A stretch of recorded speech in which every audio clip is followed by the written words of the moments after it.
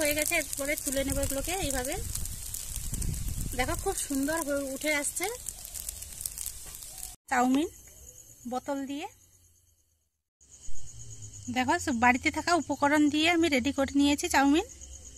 নমস্কার বন্ধুরা, মৌ কিচেন ভিলেজে আজকের আমি দেখাবো ময়দা দিয়ে চাউমিন বাড়িতে তৈরি করে দেখাবো। আর কেনার থেকে বাড়িতে তৈরি করে খেলে খুব ভালো। আর অনেক দিন থেকে তো চাউমিনের প্যাকেট করা থাকে, আর বাড়িতে তো সঙ্গে সঙ্গেই তৈরি করে খেতে পারো তোমরা এইভাবে। দেখো আমি এখানে এক বাটি ময়দা নিয়েছি, আমি ময়দাগুলো দিয়ে দেব। আমি দিয়ে দিচ্ছি লবণ পরিমাণ মতো।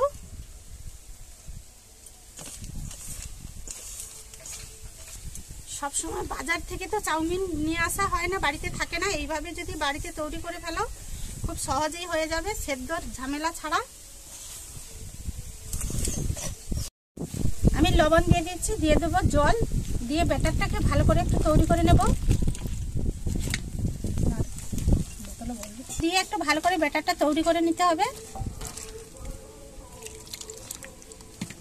এর মধ্যে শুধু লবণ দিলে হবে, আর কিছু দিতে লাগবে না। আর সেদ্ধ করার যত সময় লাগে সেই সময়ের মধ্যে তৈরি হয়ে যাবে।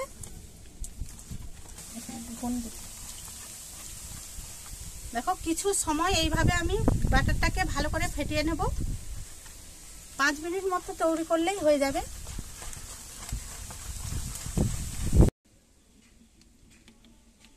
একটা ছিদ্র করে নেব, একটা এই মতো করে। আর যেরকম ছিদ্র করবে সেই রকমই হবে, খুব বড় করার দরকার।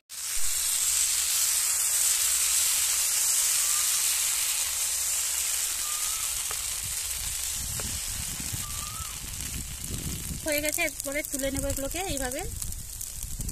দেখো খুব সুন্দর উঠে আসছে। তো করে সবগুলো ভেজে নেব। দেখো আমি চাউমিনগুলো তৈরি করে নিয়েছি, দেখো খুব সরু সরু হয়েছে। এইভাবে বাড়িতে তৈরি করলে খুব সহজেই হয়ে যাবে। দেখো চাউমিনগুলোকে আমি তৈরি করে নেব। অনেক রকম তো শীতের সবজি আছে, আমি সবজিগুলো দেব না, তোমরা চাইলে সবজি দিয়ে করতে পারো। আর আমি ডিম দিয়েই তৈরি করে নেব।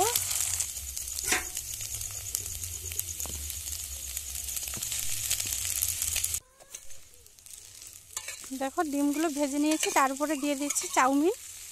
আর বাড়িতে একটু হলুদ গুঁড়ো আছে সবার বাড়িতে, আমি দিয়ে দেবো একটু কালারের জন্য হলুদ গুঁড়ো। আর সাদা তেল দিয়ে একটু ভেজে নেব। দেখো ভাজা হয়ে এসছে। আর পেঁয়াজ তো সবার বাড়িতেই থাকে, পেঁয়াজ দিয়ে দিয়েছি, শসা আর একটু সস, টমেটো সস দিয়ে এরপরে আমি নামিয়ে নেব কড়াই থেকে।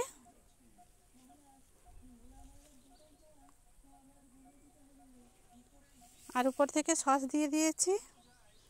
দেখো চাউমিনের মতোই হয়ে গেছে। ভিডিওটি ভালো লাগলে সাবস্ক্রাইব করো আর পাশে থেকো, আর নতুন নতুন ভিডিও পাওয়ার জন্য।